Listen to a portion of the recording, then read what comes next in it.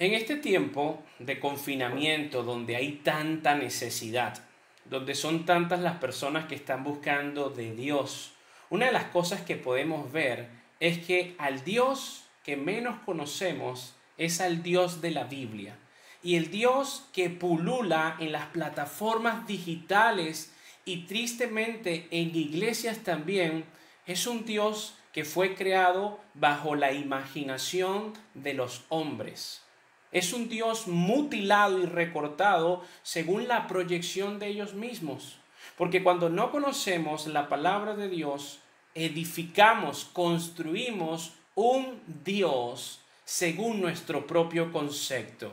Es como el gato que ve en el espejo un león, un alter ego, un ser superior que a pesar de que creemos que es superior, pensamos que él puede obedecernos a nosotros mismos. Si partimos de este comienzo, ¿será que tú crees que tú eres Dios inconscientemente? Yo quiero en este video presentarte al Dios de la Biblia. Y como es un tema tan profundo, tan denso, tan maravilloso e infinito, es muy probable que nos tome varios videos. Para comenzar en esta introducción y toma notas, empieza a estudiar el Dios de la Biblia porque te vas a sorprender. Lo primero que debemos de saber es que Dios tiene unos atributos incomunicables, solamente le pertenecen a Él.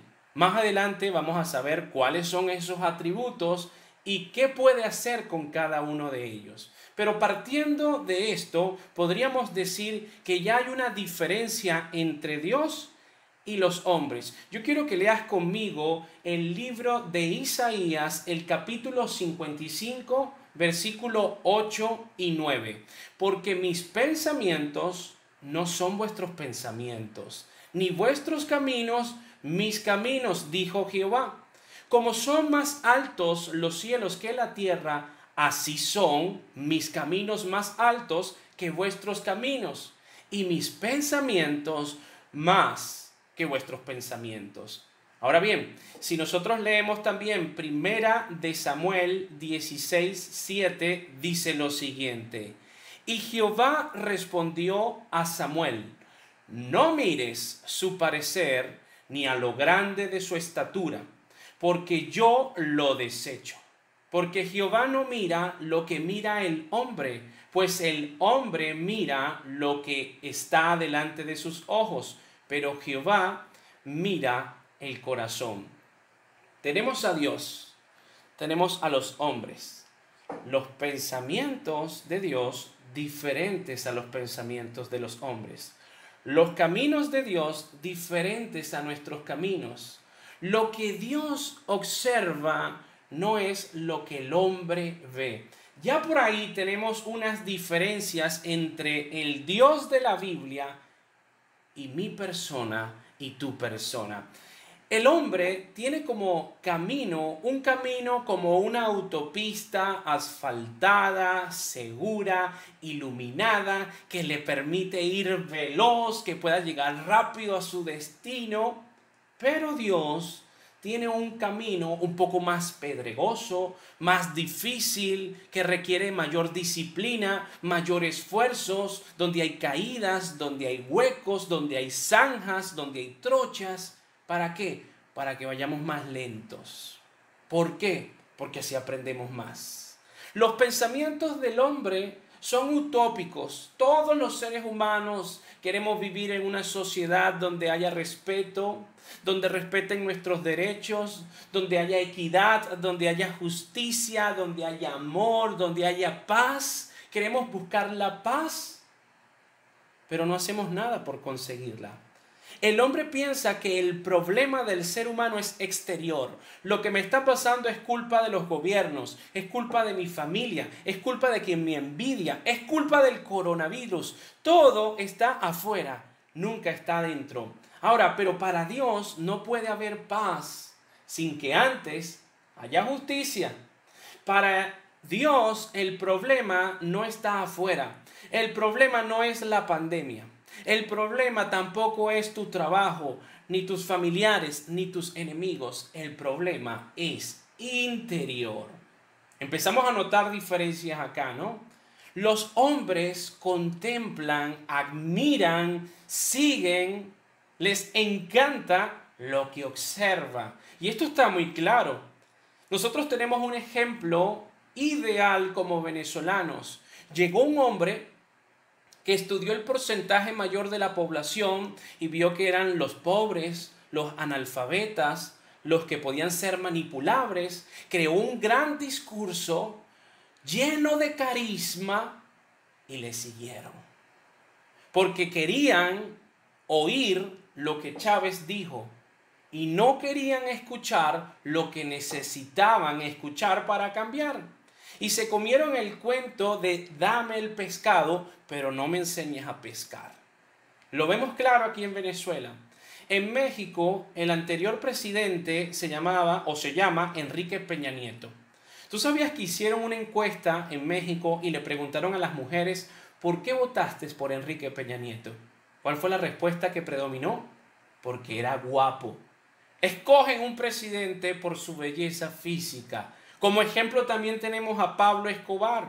No importa que era matón, narcotraficante y asesino, hacía casas, hacía canchas, tenía grandes obras por los más necesitados. Y recordamos más a Escobar que a Galán, un gobernante político de Colombia que hizo todo y le declaró la guerra al narcotráfico y murió así. Y por último también podemos ver a los reggaetoneros, a los cantantes, a los influenciadores de Latinoamérica que tienen millones de seguidores, analfabetas, iletrados, machistas, pero tienen fama, pero tienen grandes prendas. Yo quiero eso.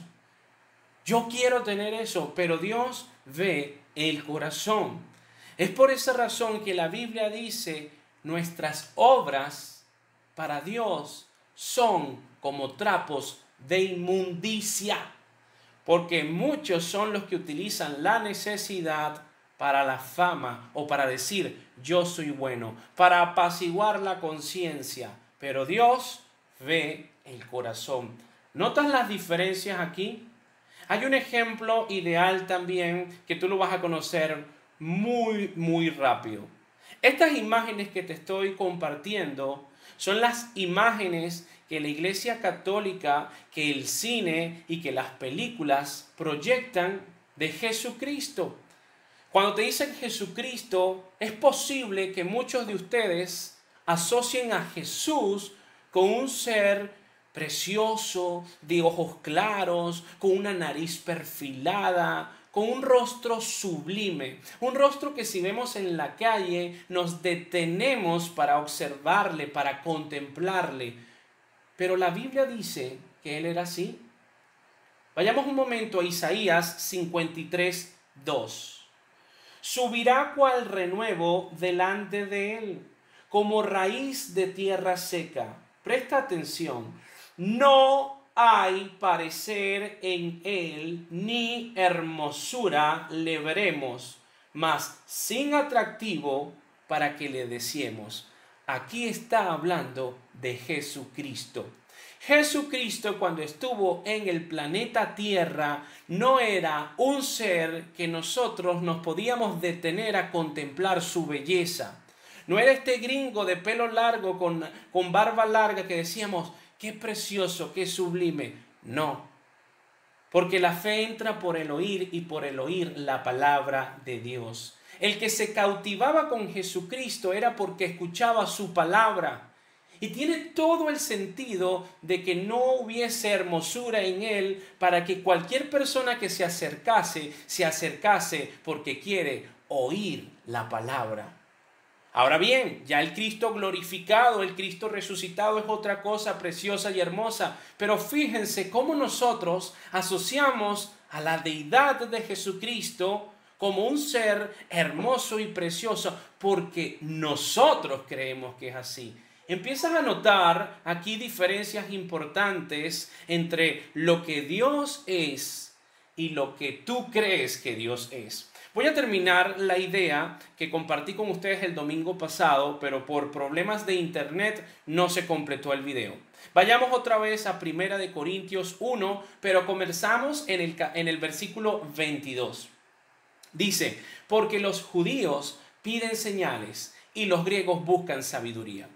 En el momento que Jesucristo entra en el escenario mundial, los judíos estaban esperando un libertador, un líder político que los librara de Roma, del poder romano. Ellos esperaban un hombre que llegara con un caballo blanco, con un intelecto, con una hermosura, porque ese es el Dios que ellos estaban esperando, los judíos.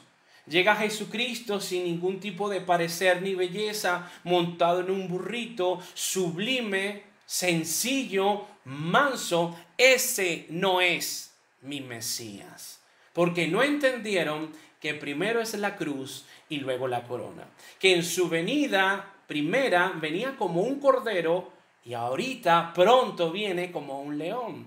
Y cuando analizamos los griegos, para los griegos sus dioses eran grandes y poderosos. Zeus con los rayos en las manos, Atlas sosteniendo el planeta Tierra, era algo intimidante, titánico. Y ven a Jesucristo clavado en una cruz. Ese no es Dios. Ese no es mi Dios. Ahora, ¿qué dice Primera de Corintios 1:25? Porque lo insensato de Dios es más sabio que los hombres, y lo débil de Dios es más fuerte que los hombres. La idea que le quería transmitir, o que te quería transmitir el domingo pasado, en ese momento cuando Cristo estaba todo clavado en la cruz, ensangrentado, adolorido, completamente débil y frágil, en su momento más doloroso, fue el momento donde vence el mundo, donde vence el poder de Satanás. En su momento de mayor debilidad, fue el momento de su gran victoria. Nuevamente tenemos a Dios y los hombres. Pensamientos diferentes, caminos diferentes, observaciones diferentes. Lo que el hombre piensa que es insensato de Dios es más sabio que los hombres. Lo que el hombre piensa que es más débil de Dios es más fuerte que la fuerza de los hombres. En la cruz venció el mundo. En su momento más débil venció el pecado. Ahora, la definición del hombre de valentía para seguir consiguiendo diferencias entre el Dios de la Biblia y los hombres. Para los seres humanos, un ser valiente es alguien que hace un acto que implica un esfuerzo físico, es arriesgado, cumple una gran hazaña. Ese es valiente. Pero para Dios, si vamos a Proverbios capítulo 16, versículo 32, dice, mejor es el que tarda en airarse que el fuerte, y el que se enseñorea de su espíritu que el que toma una ciudad. Para Dios, el que tarda en airarse, el que no se enoja fácilmente, el que sujeta sus emociones, es más fuerte que el propio fuerte para nosotros en términos de valentía definidos por los seres humanos. Ahora, si nosotros vamos a 2 de Timoteo 1:7, dice, porque no nos ha dado Dios espíritu de cobardía, sino de poder, de amor y dominio propio. Para Dios, el que es valiente es el que tiene amor y dominio propio, que puede sujetar sus pensamientos, sus emociones, sus estados de ánimos, todo lo sujeta por el poder del Espíritu. Para la sociedad y para las sociedades y para muchísimos hombres, valiente es el hombre que tiene 5 mujeres y con cada una tiene hijos regados, pero como les paga, como los cubre, los viste y los alimenta, él es valiente. Para muchos hombres, valientes es el hombre que tiene 6 mujeres diferentes y ninguna se da cuenta de que tiene a otra. Ese es valiente para los hombres, pero para Dios, Valiente es el hombre que puede tener una esposa, que la ama, que la respeta, que la cuida y que la trata como vaso frágil, como dice Primera de Pedro 3:7. Entonces notamos que la valentía definida del hombre no es la valentía que Dios tiene, que Dios ve como valentía. Finalmente cerramos con Josué 1:6-9. Cerramos el tema de lo que es valiente para Dios y lo que es valiente para los hombres. Si tú lees Josué 1 del 6 al 9, 3 veces les dice Dios a Josué: sé valiente. Y de las 3 veces que le dice sé valiente, 2 veces le dice estás cerca de la ley. No se aparte de ti la palabra. O sea, si tú te mantienes en la palabra de Dios, si tú te mantienes en los mandamientos, si no se aparta de tu boca este libro de la ley, sino que de día y de noche lo meditas, serás valiente. Y te irá bien y prosperarás. En conclusión, la valentía para Dios es aquel que puede estar cerca de su palabra porque entiende que no conoce su propia maldad, que necesita de Dios y por ende valora su palabra para que en su palabra conozca la clave de cómo ser valiente. Hay diferencias claras en lo que nosotros estamos viendo acá. Cuando nosotros no conocemos al Dios de la Biblia, es muy común cuando sucede un huracán, un terremoto, un tsunami, cuando un niño que es una persona tan sublime y tan inocente es víctima de un acto atroz y vil. ¿Cuál es la pregunta que pulula? ¿Por qué si Dios existe, por qué no hizo nada? Si Dios existiera, ¿por qué permite que esta criatura sufra? Si Dios existe, ¿qué pasa? ¿Dónde estaba Dios cuando este terremoto acabó con la casa de personas buenas? Como no conocemos a Dios, tenemos un Dios que lo asociamos como Superman, Spider-Man, el Chapulín. Vemos a un Dios como el genio de la lámpara que solamente lo frotamos cuando lo necesitamos, pero cuando tenemos nuestra vida y nuestra cotidianidad no está presente. Queremos ver un Dios que solamente interceda en el momento justo del peligro, que cuide a la víctima y que obliga al victimario a encontrarse con la justicia. Ese es el Dios que tú te inventaste. Ese es el Dios que tú creaste, pero no es el Dios de la Biblia. El Dios de la Biblia está aquí en su palabra. El Dios de la Biblia dice: ¿tú quieres tener sexo? Ten un matrimonio. Y en ese matrimonio, antes de que lo tenga, no te unas con un yugo desigual. Estándares sumamente altos para nosotros. El Dios de la Biblia dice: honra a tu padre y a tu madre. El Dios de la Biblia dice: corrige con disciplina a tu hijo. No detengas el castigo. El Dios de la Biblia te dice: colócame en primer lugar antes de tener un hijo, antes de emigrar, antes de comprar una casa, antes de emplear un trabajo, antes de hacer un emprendimiento. En primer lugar, amarás a tu Dios con todo tu corazón, con toda tu mente, con toda tu alma. Lo haces. No lo haces, no cumples ni siquiera los primeros 2 mandamientos, pero cuando viene la desgracia y te toca la puerta, ahí sí te acuerdas de Dios y le pides a Dios respuesta como si tú estuvieras en el lugar para pedirle a Dios que te dé explicaciones. Qué soberbio somos, qué arrogante somos, qué orgulloso somos. No tomamos en cuenta a Dios en ninguna de nuestras decisiones y llegan las calamidades y nos visitan y ahí sí nos acordamos y le exigimos a Dios que nos dé una explicación.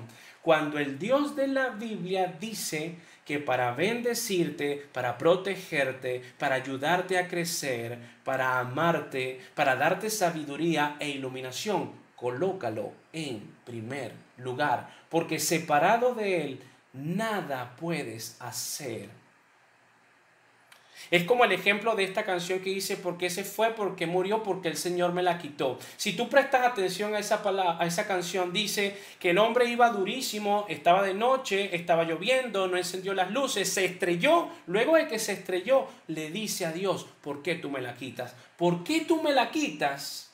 ¿Por qué tú no hiciste caso a los avisos de advertencias que te decían, ten cuidado? ¿Por qué tú no utilizaste las luces? ¿Por qué tú no tuviste precaución? ¿Por qué tú no escuchaste la voz de tu abuela, bisabuela y tu madre que te decía, mija, no tenga ese hombre, dedícase a estudiar? Y luego la criatura padece unas consecuencias tristes y terribles y le echamos la culpa a Dios. A Dios. No te imaginas cuántas veces Dios por amor te hace grandes advertencias por medio de tus familiares, por medio de tus seres queridos, pero tú no quieres escucharle. Así somos. Es por esa razón que Dios bajó a la tierra en la persona de Jesucristo, porque Jesucristo es Dios. Quizás no lo puedes entender ahorita, más adelante seguimos profundizando para mostrarnos a nosotros lo pequeño que somos, lo frágiles que somos, lo temeroso que somos y lo necesario que es estar cerca de Dios. ¿Cuál fue el último apóstol en morir? El discípulo amado. ¿Cuál fue el apóstol que estuvo en la cruz y que a pesar de que estaba cerca de Cristo no fue señalado como Pedro, que le decían, este era uno de sus seguidores? Juan. ¿Por qué a Juan, a pesar de que estaba ahí cerca con los religiosos y con los lobos a su alrededor, por qué no se metieron con Juan? ¿Por qué fue el último en morir? Porque era el que estaba más cerca de Jesucristo. Y como estaba cerca de Jesucristo, fue cuidado, fue protegido y se le entregó la revelación del libro de Apocalipsis. ¿Por qué Pedro negó a Jesucristo? Porque lo seguía de lejos. Lee la Biblia. Y como lo seguía de lejos, fue visto y atacado por las hienas. Cuando estamos cerca de Dios, Dios respalda, Dios protege, Dios edifica, Dios advierte. Y no solo eso, escuchamos la advertencia y la tomamos en cuenta. Pero si estamos lejos del Dios de la Biblia y recibimos golpe tras golpe, tras golpe, tras golpe, pregúntate, ¿en qué lugar de tus prioridades se encuentra el Creador de los cielos y de la tierra? Llegó el tiempo de conocer a Dios. Llegó el tiempo de estudiar su palabra. Siempre ha sido el tiempo de estudiar su palabra, pero hoy es una oportunidad idónea para que puedas estudiar su palabra y puedas conocer al Dios de la Biblia. Seguiremos compartiendo en estos videos de los domingos quién es el Dios de la Biblia, cuáles son sus atributos y qué bendición es conocer el Dios de la Biblia. Yo te invito, mi querido amigo, mi querido hermano, que compartas estos videos, vuélvelo a ver, toma nota. Si tienes preguntas, anotas esas preguntas, pero todo con mansedumbre. Señor, yo no entiendo esto, explícamelo, por favor, quiero conocerte más. Cada día que pase vamos a seguir teniendo interrogantes. ¿Por qué? Porque nunca seremos Dios. Dios es el que sabe todo. Dios es el que conoce todo. Nosotros no.